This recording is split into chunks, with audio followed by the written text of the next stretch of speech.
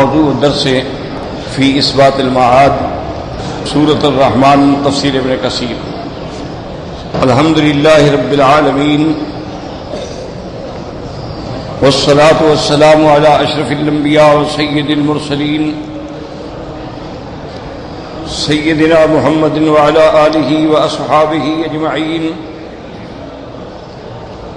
اللهم صل على سيدنا محمد وعلى آل سيدنا محمد كما صليت على إبراهيم وعلى آل إبراهيم في العالمين إنك حميد مجيد۔ أعوذ بالله من الشيطان الرجيم، بسم الله الرحمن الرحيم۔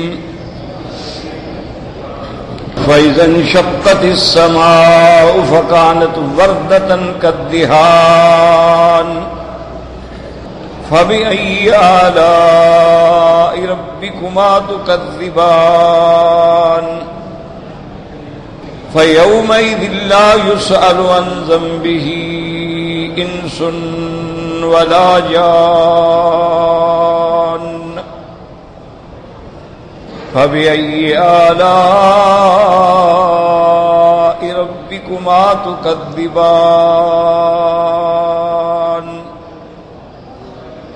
يعرف المجرمون بسيماهم فيؤخذ بالنواصي والأقدام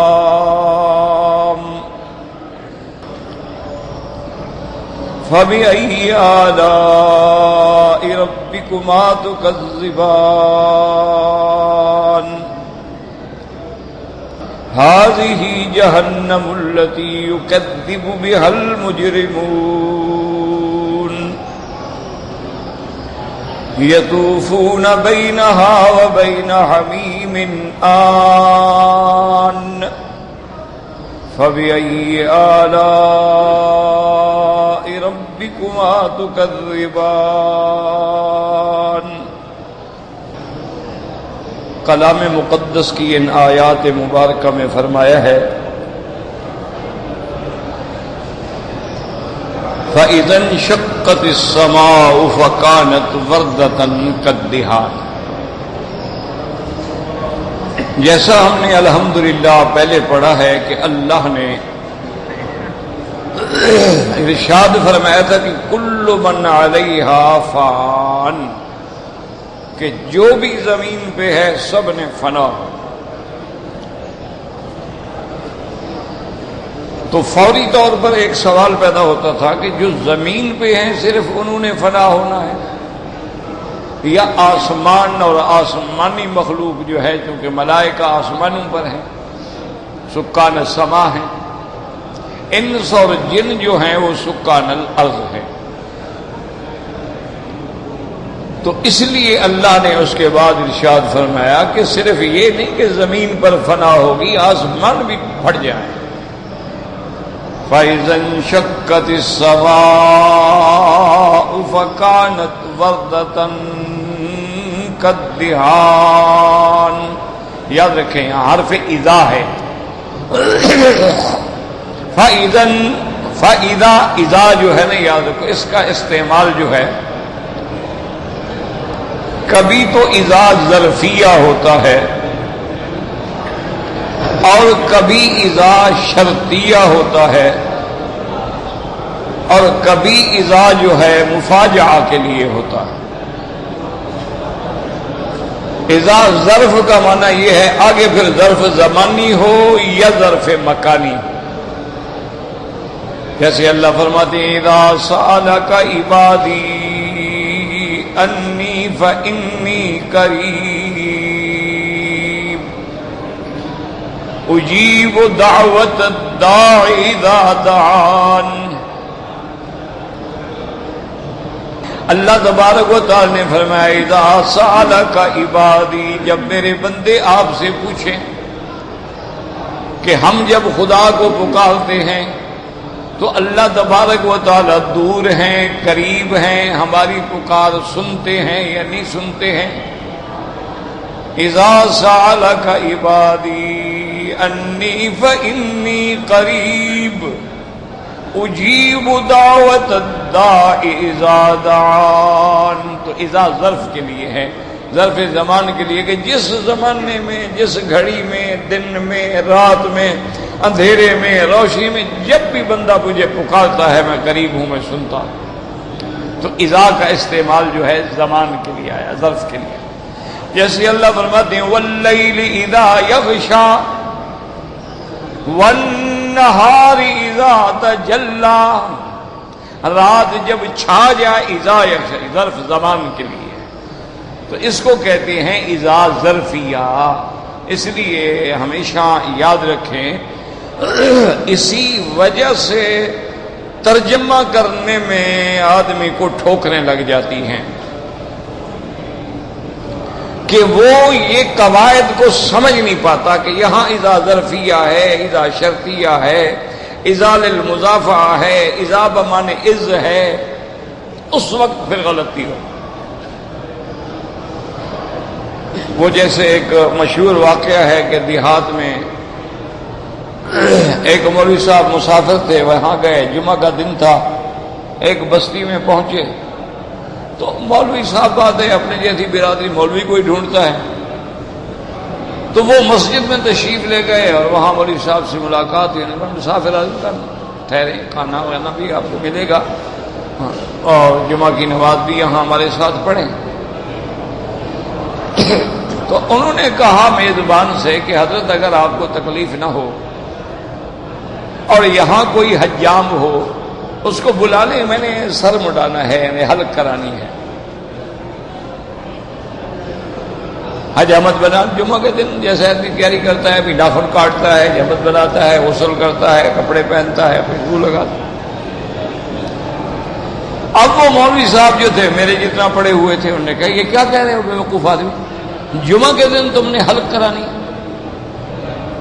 میں نے کہا جی کیوں، اس میں کیا حرج کیا ہے، ہم تو ساری زندگی طالب العلم میں پڑھتے ہیں، چھٹی کے دن ہی یہ سارا کچھ ہوتا ہے۔ انہوں نے کہا اللہ کے بندے، تو حدیث میں ہے، حضور پاک نے نہا رسول اللہ صلی اللہ علیہ وسلم الحلق یوم الجمعہ سے، کہ حضور پاک نے جمعہ کے دن حلق کرانے سے منع کیا ہے۔ تم عجیب آدمی ہو، مخالف ہو، داڑھی ہے، مجھے اچھے پڑھے لکھے آدمی لگتے ہو، لیکن یہ تم کیا؟ اس نے کہا حضرت وہ کتاب تو ذرا منگوائیں، وہ کتاب کہا اب پڑھو۔ اس نے کہا حضور نے منع کیا ہے عن الحلق یوم الجمعہ۔ انہوں نے کہا مولوی صاحب آپ کو پڑھنا ہی نہیں آیا نا، مصیبت تو یہی ہے، یہ حلق نہیں لفظ ہے حلق یوم الجمعہ، کہ حضور نے منع فرمایا ہے کہ جمعہ کے دن جو ہے حلقے بنا کے نہ بیٹھو، 10 ادھر بیٹھے ہیں، 5 ادھر بیٹھے ہیں، 6 ادھر بیٹھے ہیں، صفے بنا کے بیٹھو صفوں کے اندر۔ تو یہ لفظ حلق نہیں، لفظ حلق ہے۔ اب ایک زبر سے کتنی خطا ہو گئی۔ اس نے کہا مولوی صاحب جزاک اللہ، اللہ آپ جزا دے، میں تو کئی سال سے جمعہ کے دن حجامت نہیں کرواتا اسی حدیث کو پڑھ کے۔ میں کہا تو آپ نے حدیث پڑھی نہیں؟ ہاں دیکھو، پھر باب دیکھنا چاہیے کہ یہ حدیث محدث نے کس باب میں نقل کی ہے،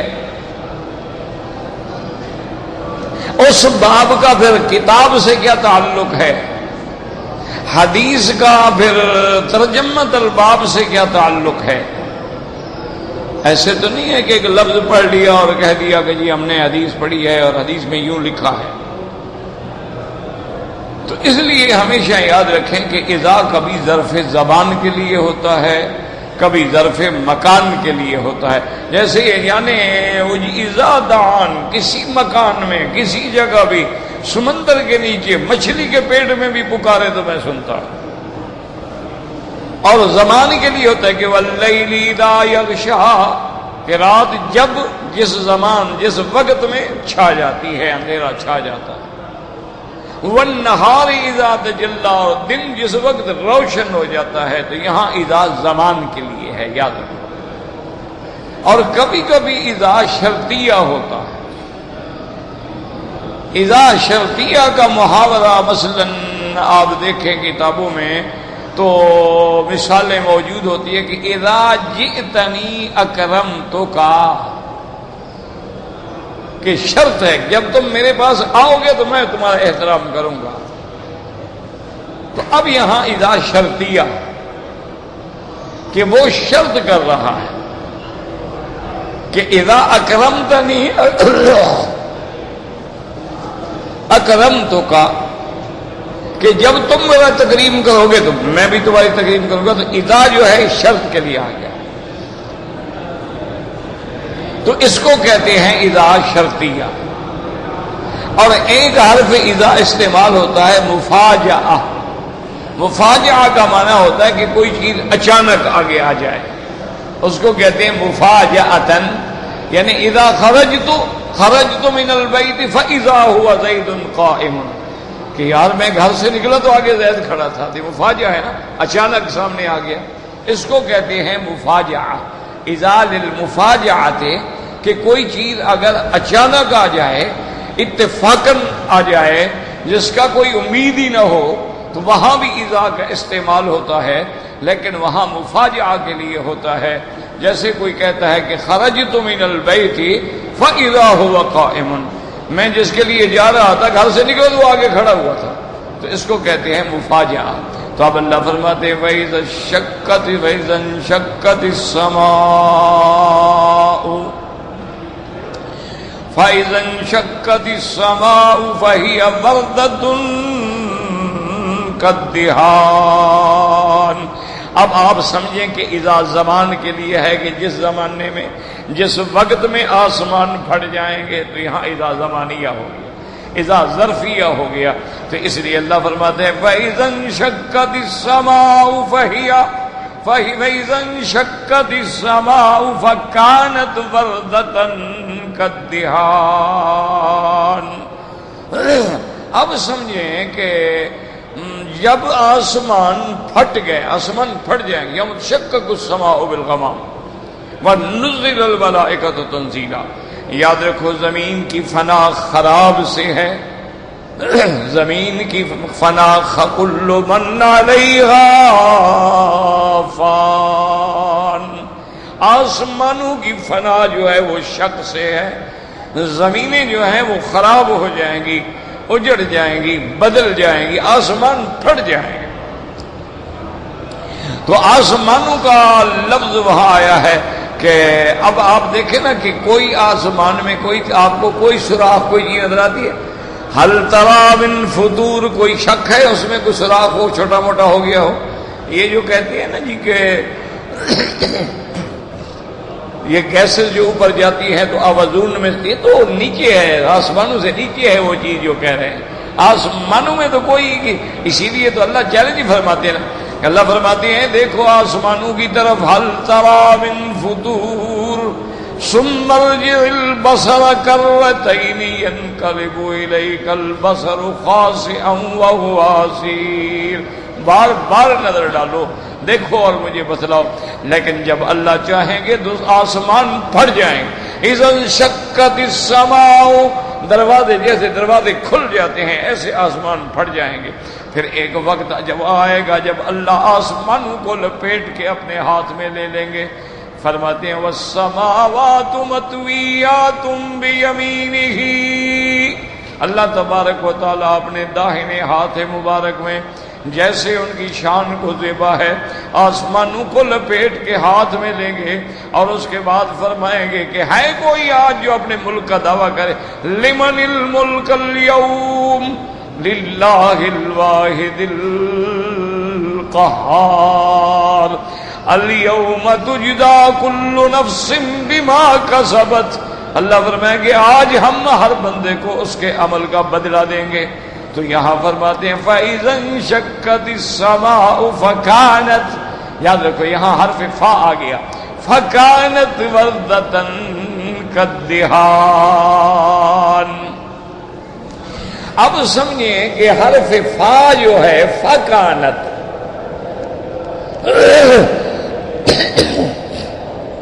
فا کا استعمال جو ہے یاد رکھو کہ ہمیشہ تعقیب کے لیے ہوتا ہے. تعقیب کا کیا معنی کہ ایک چیز کے پیچھے کوئی اور چیز، لیکن فاصلہ نہ ہو زیادہ، اس کو کہتے ہیں تعقیب. جاءنی زید فامر، میرے پاس زید آئے ملنے کے لیے، امر بھی آ گئے پیچھے سے. تو فا تعقیب کے لیے ہوتی ہے اور ثم تراخی کے لیے ہوتا ہے. جب کہے جاءنی زید فامر ثم بکر، معنی یہ ہے کہ میرے پاس زید آئے، امر تو اس کے پیچھے آ گیا لیکن بکر بعد میں آئے، تو اس کو کہتے ہیں تراخی کے لیے. ثم للتراخی، الواو للجمع والفاء للتعقیب ثم للتراخی. مثلا حدیث مبارک میں آیا، حضور پاک صلی اللہ علیہ وسلم نے فرمایا کہ جب امام کے پیچھے نماز پڑھو، اذا کبر فکبروا، جب وہ تکبیر کہے تو اس کے بعد تم تکبیر کہو. اگر امام سے پہلے کہو گے تو نماز فاسد ہو گئی. اذا کبر فکبروا، اور اتنی دیر بھی نہ لگاؤ.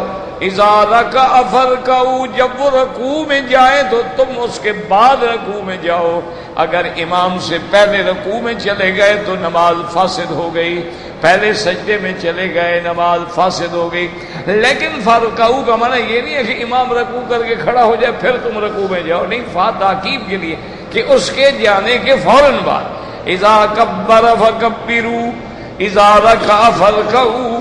اسی طرح ایک جگہ تھا اذا قرأ فانصتوا، اگر پڑھے تلاوت کرے امام تو تم خاموش رہو. تو اس لیے یاد رکھو کہ فا جو ہے وہ تعقیب کے لیے ہوتی ہے، لیکن کبھی کبھی تعقیب جو ہے اس کے پھر قسم ہوتے ہیں.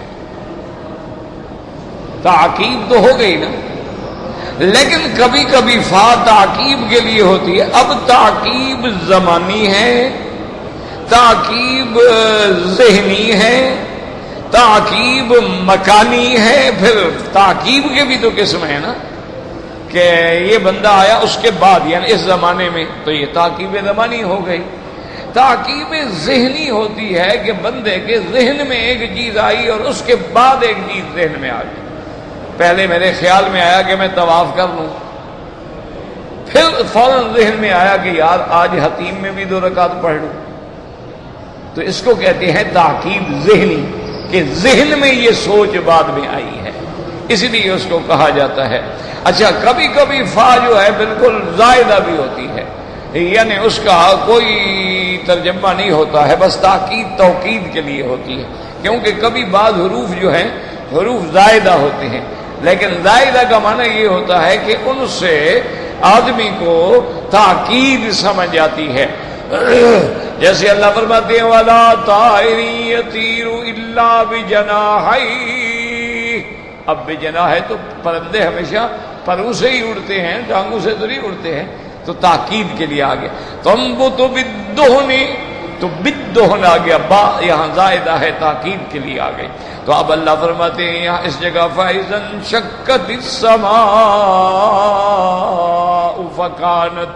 فَكَانَتْ وَرْدَةً كَالدِّهَانِ. تاکید کے لیے آ گئی کہ جب آسمان پھٹ جائیں گے تو رنگ کیسے ہوگا؟ وردتن، سرخ رنگ ہوگا. کدہان، ایسے ہوگا جیسے تلچھٹ ہوتی ہے تیل کی. کیونکہ دوسری جگہ قرآن خود بتا رہے ہیں یوم تکون السماء کالمہل.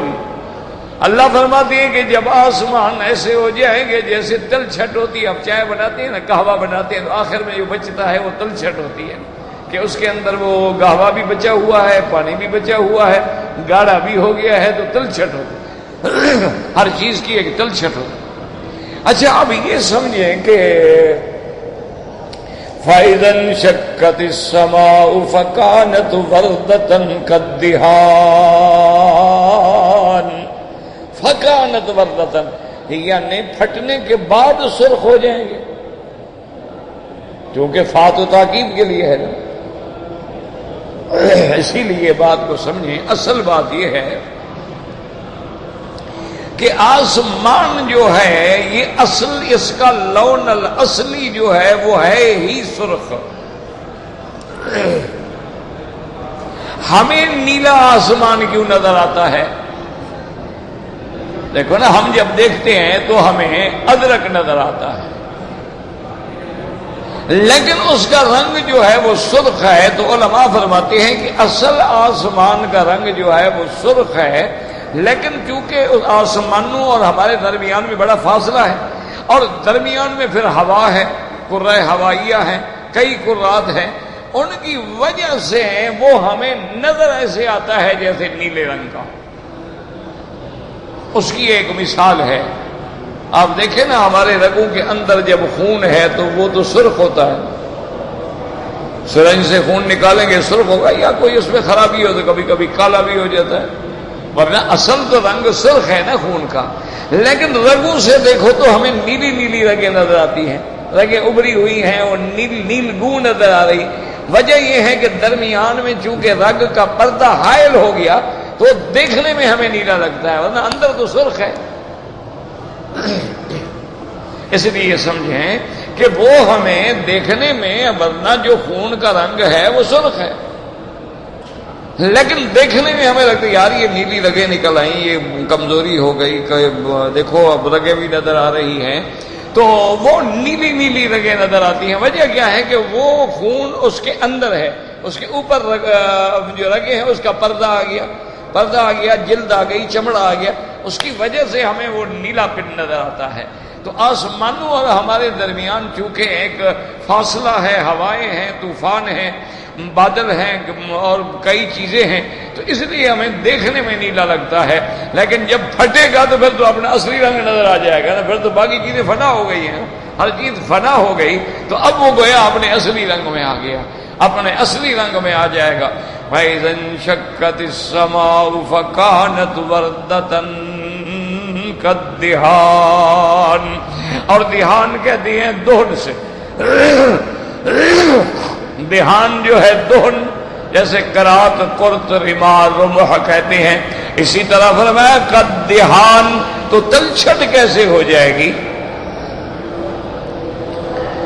دیکھو نا، تلچھٹ کا معنی یہ ہوتا ہے، یوں سمجھے لیکن یہ بھائی مجھے چائے دے رہے ہیں، تو جو آخر میں بچے گی وہ تلچھٹ. تو آسمان جب پھٹ جائے گا تو اصل اس کا سرخ ہے، پھر آگے آگے دہان. تو دہان کیسے ہو جائے گا؟ جیسے دوسری جگہ فرمایا یوم تکون السماء کالمہل والجبال کالعہن. جس دن آسمان مہل، تلچھٹ کی طرح ہو جائیں گے، جیسے تیل کی بچی ہوئی تلچھٹ ہوتی ہے، اور پہاڑ جو ہیں وہ اون کے گولے کی طرح اڑ رہے ہوں گے، جیسے اون کو مارتے ہیں اور اون کے ذرے اڑتے ہیں. وَتَكُونُ الْجِبَالُ كَالْعِهْنِ. تو اس لیے علماء نے فرمایا کہ جب آسمان پھٹیں گے نا جی، اور پھر آسمان میں جتنے سیارات ہیں، چاند ہے، سورج ہے، ستارے ہیں، مریخ ہے، عطارد ہے، زہرہ ہے، ان سب کی شدت جو ہے گرمی کی، اس کی وجہ سے پھر آسمان کے ٹکڑے جو ہے وہ پگھلنے شروع ہو جائیں گے. جب پگھلیں گے تو ایسے ہو جائیں گے جیسے تلچھٹ ہوتی ہے. اس لیے اللہ پاک نے فرمایا فَإِذَا انشَقَّتِ السَّمَاءُ فَإِذَا انشَقَّتِ السَّمَاءُ فَكَانَتْ وَرْدَةً كَالدِّهَانِ. اور بعض علماء کہتی ہیں کہ وردہ کا معنی ورد بھی ہوتا ہے، ضروری نہیں کہ وہ ورد جو ہے سرخ ہو. اب گلاب ہے، آپ لیں گے تو آپ کو کہیں گے ہاں جی یہ عطر جو ہے نا یہ ورد، یہ گلاب کا عطر ہے. اچھا، اب گلاب جو ہے گلاب سرخ بھی ہوتا ہے، گلاب سفید بھی ہوتا ہے، گلاب کالا بھی ہوتا ہے. اب تو گلاب کے 200 سے بھی زیادہ قسمیں، ویرائٹی موجود ہے دنیا کے اندر. تو اس لیے بعض علماء فرماتے ہیں کہ وردہ سے ضروری نہیں ہے کہ ہمراہ ہو. وردہ کا معنی یہ ہے کہ یعنی اس کا اپنا اصلی رنگ جو ہے وہ ظاہر آ جائے گا. لیکن پہلا قول جو ہے وہ زیادہ راجح ہے علماء کے نزدیک. فَإِذَا انشَقَّتِ السَّمَاءُ فَكَانَتْ وَرْدَةً كَالدِّهَانِ. یاد رکھو کہ آسمانوں کو شک یاد رکھو. شک کا معنی ہوتا ہے کسی چیز کو یہ کھول دے، یہ ہے شک. اچھا، شک بھی شک بھی. وَمَن يُشَاقِقِ الرَّسُولَ مِن بَعْدِ مَا تَبَيَّنَ لَهُ الْهُدَى وَيَتَّبِعْ غَيْرَ سَبِيلِ الْمُؤْمِنِينَ نُوَلِّهِ مَا تَوَلَّى وَنُصْلِهِ جَهَنَّمَ. اللہ نے فرمایا مَن يُشَاقِقِ الرَّسُولَ. کیا معنی کہ میرے مدنی ایک شک میں ہے اور یہ مخالف شک میں کھڑا.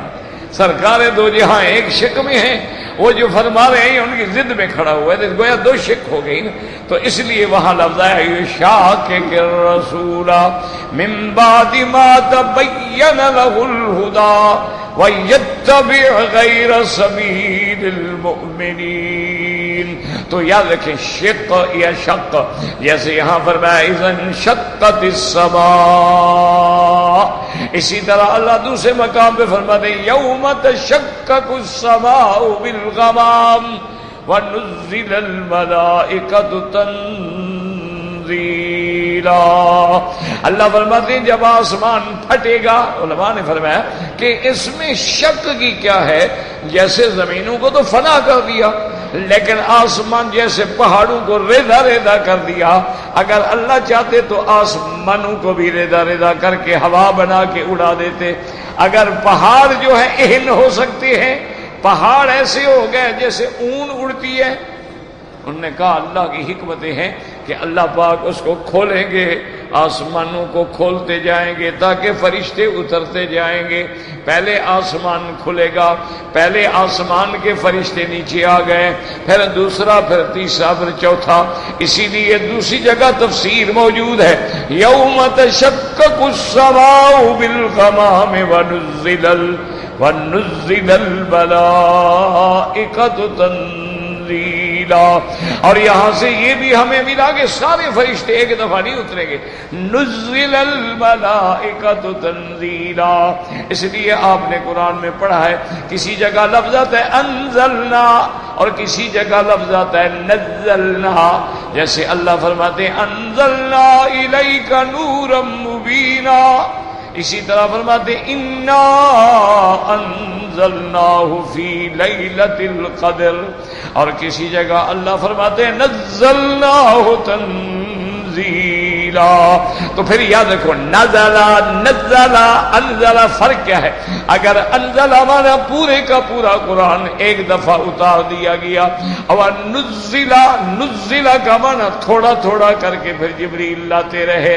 جبریل علیہ السلام اللہ کے حکم سے 5 آیتیں لے آئے، پھر اس کے بعد سورۃ المدثر آ گئی، سورۃ المزمل آ گئی، تو تھوڑا تھوڑا قرآن اترتا رہا نجمن نجمن۔ اسی لیے اللہ فرماتے ہیں یوم تشقق السماء بالغمام ونزل الملائکۃ تنزیلا۔ یہ نہیں فرمایا نزل الملائکہ، یہ نہیں فرمایا انزل الملائکہ، یہ نہیں فرمایا انزل، فرمایا نزلا۔ سمجھ آ گئی کہ ملائکہ بھی ایسا ایسا اتریں گے، یعنی پہلے آسمان والے ایک صف بنا لیں گے، پھر دوسرے آسمان والے دوسری صف بنا لیں گے، پھر تیسرے آسمان والے، اس طرح 7 صفیں بنا لیں گے اللہ کے فرشتے، اور تمام مخلوق جو ہے ان صفوں کے اندر گھری ہوئی ہوگی، ان کے باہر اللہ کے فرشتوں کی صفیں ہوں گی۔ فَإِذَا انشَقَّتِ السَّمَاءُ فَكَانَتْ وَرْدَةً كَالدِّهَانِ فَبِأَيِّ آلَاءِ رَبِّكُمَا تُكَذِّبَانِ۔ اور یاد رکھو بعض علماء فرماتے ہیں کہ یہاں اللہ نے فرما دیا ہے فَكَانَتْ وَرْدَةً، وہ فرماتے ہیں اصل مسئلہ یہ ہے کہ اس کے رنگ جو ہیں وہ بدلتے چلے جائیں گے، رنگوں کے اندر اختلاف پیدا ہوگا۔ اب آپ دیکھیں کہ جیسے کہتے ہیں فرسل ورد، ربیع کے مہینے میں وہ سب پیلا نظر آتا ہے، اور سردی میں وہ سرخ نظر آتا ہے، اور جب سردی زیادہ سخت ہو جائے تو اس کا رنگ جو ہے بدل جاتا ہے۔ اور محل کا معنی کا دردی زیت ہے، اور بعض علماء فرماتی ہیں دہن، یعنی کا لون الدہن البردۃ فی الصفرۃ فبأی آلاء ربکما تکذبان ولا بشیء من نعم ربنا نکذب۔ اب اللہ فرماتے ہیں میری کون کون سی نعمتیں جھٹلاؤ گے؟ میں نے آسمان بنائے، میں نے زمینیں بنائی، یہ بھی میرا احسان ہے، میں پھر ان کو فنا کر کے تمہارے لیے عالم بقا اختیار کروں گا، یہ بھی میرا انعام ہے۔ جب تک یہ فنا نہیں ہوگا تو وہ ملے گا کیسے؟ اسی لیے تو ہے نا جی کہ موت جو ہوتی ہے نا تو اللہ والے لوگ جو ہیں، انبیاء ہیں، صدیقین ہیں، شہداء ہیں، صالحین ہیں، اولیاء اللہ ہیں، وہ تو ان کے لیے تو اللہ کا لقاء ہوتا ہے کہ یہاں سے جائیں گے تو آگے لقاء ملے گا نا۔ جیسے کہ بی بی عائشہ صدیقہ رضی اللہ تعالی عنہا فرماتی ہیں کہ ایک دن ہمارے آقا نے، محبوب دو عالم نے ارشاد فرمایا کہ عائشہ عبد خیرہ، اللہ کا ایک بندہ ہے، اللہ نے اس کو اختیار دیا ہے کہ دنیا میں رہنا چاہتے ہو یا پھر ہمارے پاس آنا چاہتے ہو۔ تو بی بی عائشہ کہتی ہیں کہ حضور پھر اس بندے نے کیا کیا؟ تو حضور نے فرمایا کہ اس نے اللہ کے پاس جانا جو ہے وہ زیادہ پسند فرمایا۔ بی بی عائشہ فرماتی ہیں اسی وقت سمجھ گئی کہ اذن لن یختارنا، اس بندے سے مراد بھی آپ ہیں، اب حضور ہمارے ساتھ نہیں رہنا چاہتے، اپنے اللہ کی طرف جانا۔ اسی لیے یعنی مومنین کی جب موت کی گھڑی آتی ہے تو اس کے لیے تو ایک عجیب منظر ہوتا ہے، سامنے اللہ کے فرشتے کھڑے ہوتے ہیں اور اس کی روح کو لینے کے لیے وہ جنت سے کفن لے کے آتے ہیں۔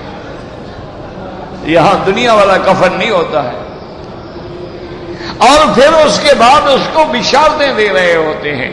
اللہ نے قرآن میں فرمایا ان الذین قالوا ربنا اللہ ثم استقاموا تتنزل علیہم الملائکہ الا تخافوا ولا تحزنوا وابشروا بالجنہ۔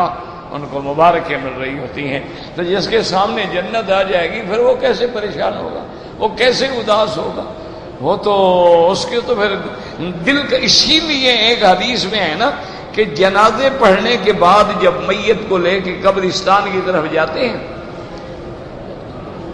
تو حضور نے فرمایا، حدیث میں آتا ہے کہ وہ میت زبان حال سے کہہ رہی ہوتی ہے بھئی جلدی کرو نا، جلدی کرو، مجھے میرے گھر پہنچاؤ۔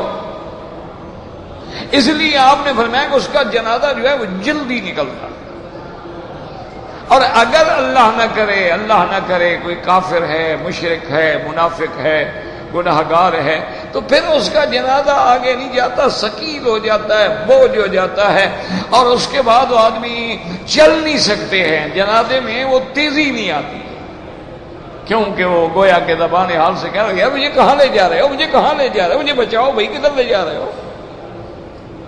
اب دیکھو نا، ایک آدمی تمہارے ساتھ، تم اس کو کہو یار آؤ طواف کرتے ہیں اور خوشی سے چل پڑے، ایک آدمی کو نہیں یار چھوڑو یار، کہاں مجھے لے جا رہا، مجھے کام ہے یار، میرا دوست ادھر کھڑا ہوا ہے، تو وہ کھینچے گا، دیر لگے گی نا، اور جو خوشی سے جا رہا ہے تو منٹ میں چلا جائے گا۔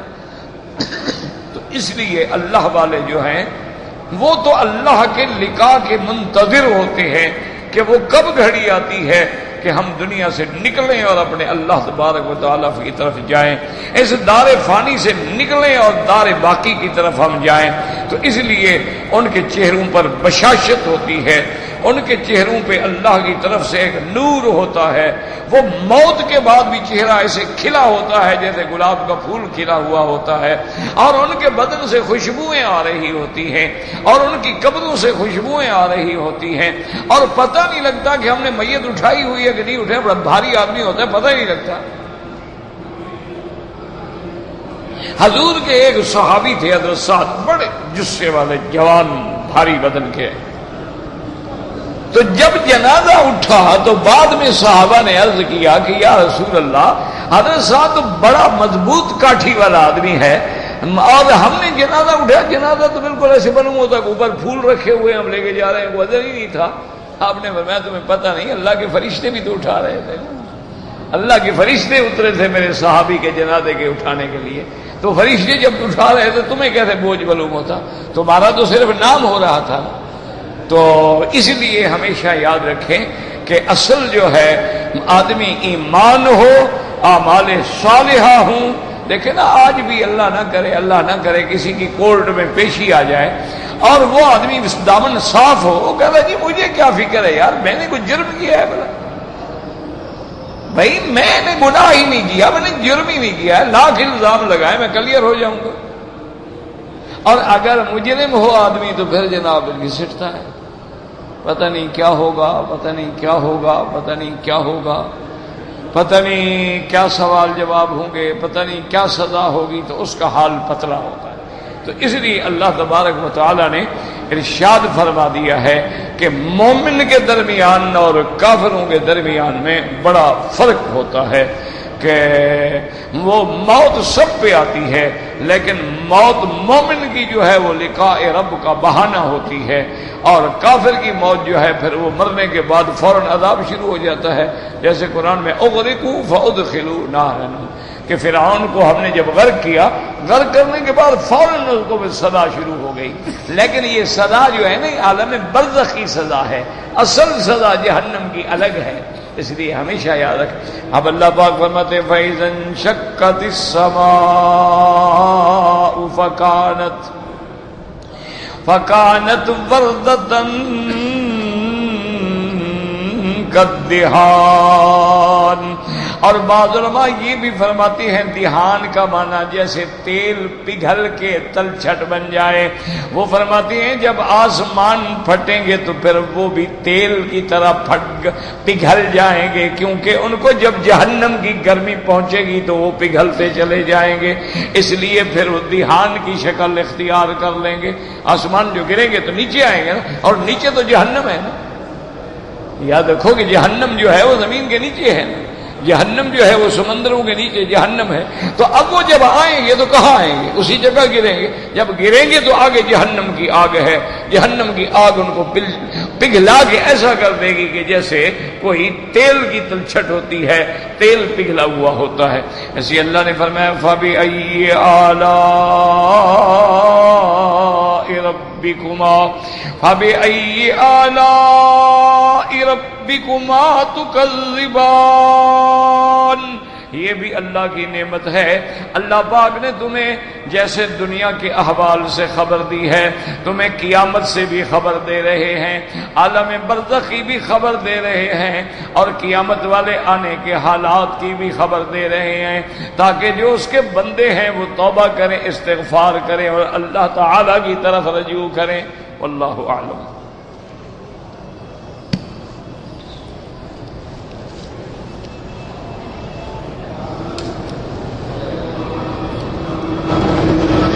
کہتے جی کہ بیوی اگر غلطی کرے تو شوہر اس کو سزا دے سکتا ہے۔ ہاں، قرآن پاک میں آیا ہے کہ اگر بیوی میں نافرمانی ہے تو خاوند اس کو ڈانٹ بھی سکتا ہے، اس کے ساتھ ایک بستر پہ سونے سے بھی انکار کر سکتا ہے، اس کے کمرے میں جانے سے بھی انکار کر سکتا ہے، اگر پھر بھی نہ مانے تو اس کو مار بھی سکتا ہے، لیکن اتنی مار نہ ہو جو اس کو داغ پڑے، نقصان ہو اور لوگوں کو نظر آئے اور بدنامی کا ذریعہ بنے۔ تو بہرحال کہتے ہیں جی کہ اگر بیوی نے غلطی کی ہے اس کو تو شوہر سزا دے سکتے، لیکن اگر شوہر غلطی کرے اس کو کون سزا دے گا؟ اللہ سزا دے گا۔ اب تم خود سوچ لو، تیری سزا زیادہ ہے یا اللہ کی سزا زیادہ ہے؟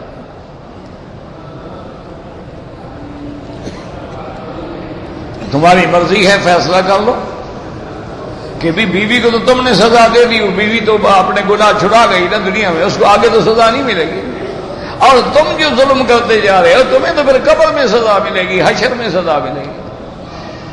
اس کی وجہ یہ ہے کہ حدیث مبارک میں ہے کہ جس بندے کی دو بیویاں ہیں اور دونوں میں عدل نہیں کرتا، ایک بیوی کو تو جناب حج میں بھی ساتھ ہے، سفر میں بھی ساتھ ہے، عمرے میں بھی ساتھ ہے، دوسری بیچاری گھر پڑی ہوئی ہے، ایک بیوی کے بعد تو 15-15 20-20 دن رہتے ہیں، دوسری بیوی کے بعد کبھی ایک رات گزارا ہے کہ چلو یار حقوق ادا ہو جائیں، گناہ سے بچ جاؤں، تو قیامت والے دن اللہ اس کو ایسے اٹھائیں گے کہ اس کے بدن کا ایک حصہ جو ہے وہ فالج زدہ ہوگا، کہ تم نے عدل نہیں کیا تھا نا ایک سے، آج تمہارا پورا حصہ فالج زدہ۔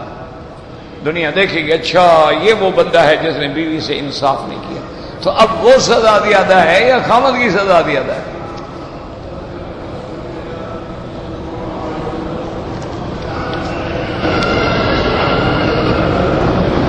کہتے ہیں جی کہ جس طریقے سے حنفی مسلک کے حضرات جو ہیں وہ وتر پڑھتے ہیں، 3 رکعتیں ملا کے پڑھتے ہیں، تو کیا یہ بھی حدیث سے ثابت ہے؟ بالکل حدیث نہ ہو تو کیا نعوذ باللہ وہ نماز آپ اپنی طرف سے بنائیں گے؟ آپ ایسا کریں کہ کوئی کتاب سنن کی لے لیں، مثلا سنن النسائی ہے، سنن ابی داؤد ہے، سنن ترمذی ہے، سنن بیہقی ہے، اسی طرح کوئی کتاب، اس میں وتر والا باب کھول لو، وہ ساری حدیثیں پڑھتے چلے جاؤ، تمہیں سمجھ آ جائے گا کہ حنفی حضرات جو ہیں وہ وتر جو پڑھتے ہیں حدیث ہے کہ نہیں ہے۔ اور یاد رکھو میرے عزیز کہ جو حضرات، فرق صرف اتنا ہے، پڑھتے تو یہ بھی 3 رکعت ہے نا، یہ فرق اتنا ہوتا ہے کہ یہ 2 رکعت پڑھنے کے بعد سلام پھیر دیتے، پھر کھڑے ہو کے اللہ اکبر کر کے تیسری رکعت شروع کر دیتے ہیں، تو یہ فاصلہ کرتے ہیں سلام کے ساتھ، ورنہ پہلے 2 رکعتیں پڑھی ہیں بعد میں 1 پڑھی ہے تو کل تو 3 ہو گئی نا۔ حنفی مسلک میں فاصلہ نہیں کرتے، وہ ایک سلام کے ساتھ 3 رکعتیں پڑھتے ہیں، پڑھتے یہ بھی 3 ہیں، پڑھتے وہ بھی 3 ہیں۔ اگر وتر کی 3 رکعتیں نہیں ہیں تو حضور پاک نے جو 3 صورتیں تعلیم فرمائیں کہ پہلی رکعت میں سبح اسم ربک الاعلی، اور دوسری رکعت میں قل یا ایھا الکافرون، اور تیسری رکعت میں قل ھو اللہ احد، اگر وہ ہے ہی ایک رکعت تو 3 صورتیں بتانے کی کیا ضرورت ہے؟ حضور پاک نے تو صورتیں بھی بتا دی کہ پہلی رکعت میں کیا پڑھو، دوسری رکعت میں کیا پڑھو، اور تیسری رکعت میں کیا پڑھو۔ تو اس لیے اچھا، اسی طرح بعض حدیثوں میں یوں بھی آیا ہے کہ 3 رکعتیں پڑھو اور درمیان میں تشہد نہ بیٹھو، مثلا 2 رکعتیں پڑھی پھر تیسری کے اسی وقت کھڑے ہو جاؤ، اسی وقت کھڑے ہو جاؤ، تشہد نہ پڑھو، 3 رکعتیں ملا کے پڑھنا بھی حدیث مبارک میں ثابت ہے۔ 3 رکعتیں جیسے احناف پڑھتے ہیں وہ بھی حدیث میں ثابت ہے، اور فاصلہ کر کے پڑھنا جیسے حنابلہ پڑھتے ہیں وہ بھی حدیث مبارک میں ثابت ہے۔ تو الحمدللہ ثم الحمدللہ، یہ کوئی ایسا مسئلہ نہیں ہے کہ جس میں آدمی جھگڑے۔ ہاں، حنفی لوگ جو ہیں لازمی بات ہے کہ وہ اپنے قول امام کی تحقیق کو دوسروں کی تحقیق سے زیادہ راجح سمجھتے ہیں۔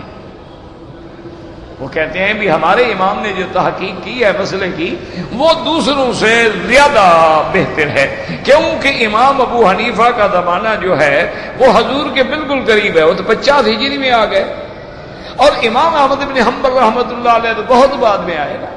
وہ تو یوں سمجھیں کہ امام ابو حنیفہ کے شاگرد ہیں محمد بن حسن شیبانی، محمد بن حسن شیبانی کا شاگرد ہے امام شافعی، امام شافعی کے شاگرد ہیں امام احمد بن حنبل، وہ تو بہت بعد میں آئے۔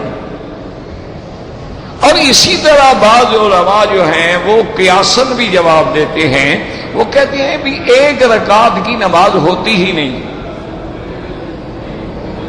کیوں؟ انہوں نے کہا دیکھو، اگر ہم سفر میں ہیں تو ظہر کی 4 رکعتوں کے بجائے کتنی پڑھیں گے؟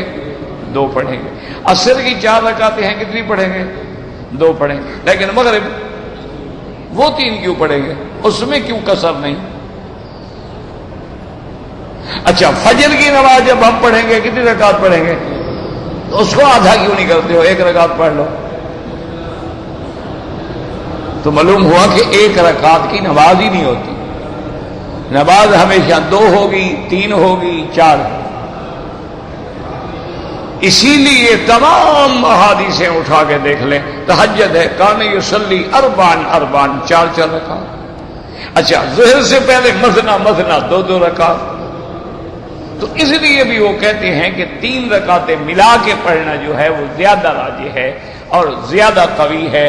اللہ سب کی نمازیں قبول فرمائے، کسی پہ اعتراض نہ کیا کرو۔ اور یہ مسائل کوئی نعوذ باللہ کفر اسلام کی جنگ نہیں ہے کہ آدمی ٹکریں مارے اور مناظرے کرے اور چیلنج کرے اور جھگڑے پیدا کرے۔ کوئی پڑھ رہا ہے، اللہ قبول فرمائے، تم دونوں مولوی مل کے اس بندے پہ محنت کرو جو نہ 3 پڑھتا ہے نہ 1 پڑھتا ہے، اس کو کسی طرح مسجد میں لے آؤ. جو آ گئے ہیں ان کو پڑھنے دو, ان سے کچھ نہ کہو, یہ تو آ گئے ہیں نا اللہ کے دروازے پر. اس پہ محنت کوئی نہیں کرتا, محنت اسی پہ کرتے آیا ہے یہ کیوں آیا, اس کو کیسے بگائیں.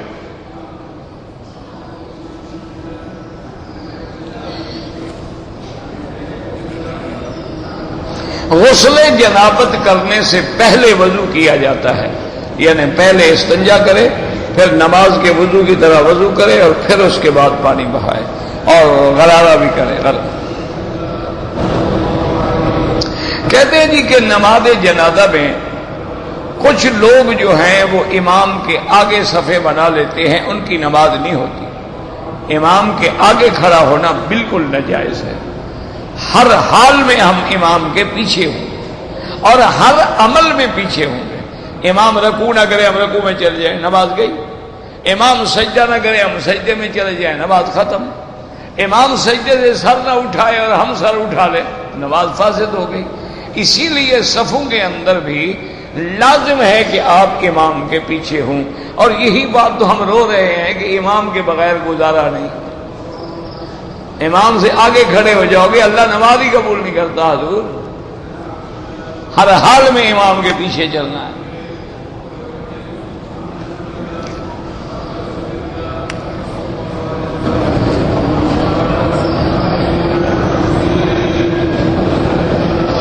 کہتے جی کہ بعض میں ایام 20 کے روزے بھی رکھتا ہوں, جمعرات کے روزے بھی رکھتا ہوں. بیماری کی وجہ سے مجھے تھوک زیادہ آتی ہے, تھوکتا رہتا ہوں, لیکن کبھی کوئی اندر چلی گئی, کچھ نہیں ہوتا, روزہ ٹھیک ہے آپ کا.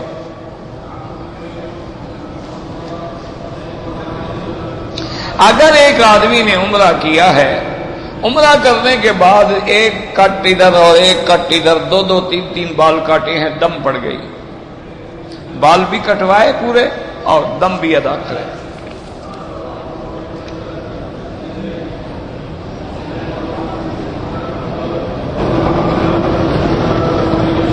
کہتے میرے بچے ہیں, نابالغ ہیں, وہ عمرہ کرنے کے بعد مروہ میں تھوڑے تھوڑے بال کٹوا کے گھر آ گئے. کوئی حرج نہیں, وہ تو ہیں ہی نابالغ, ان پہ تو قانون نافذ ہی نہیں ہوا نا ابھی تک. بلوغت کے بعد احکام نافذ ہوں گے. لیکن کہتا پھر میں نے ان کو دوبارہ احرام بنا کے باقاعدہ حلق کروا دیا. آپ نے بہت اچھا کیا, بڑا ثواب ہے, اجر ہے, لیکن نہ بھی کرتے تو کوئی جرمانہ نہیں, وہ بچے ہیں اور نابالغ ہیں.